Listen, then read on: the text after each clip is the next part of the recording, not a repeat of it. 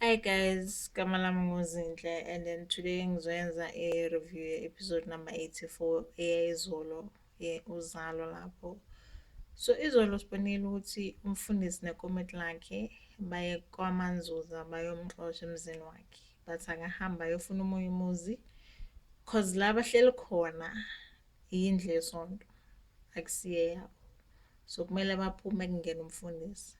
So what I don't understand ukuthi umfundisi uphumaphi ungenamali ungenamuzi wakho wokuhlala. Kumele uzongixosha abantu emzini yabo just so wena uzongena. Lwashonaphi uzwelo lapho lokuthi okay abahlali uhlale wena la uhleli khona kwamanje. Mara okay asazi impilo injalo bafethu. And then uMangcobo guys akumelanga uMangcobo uzilile vele.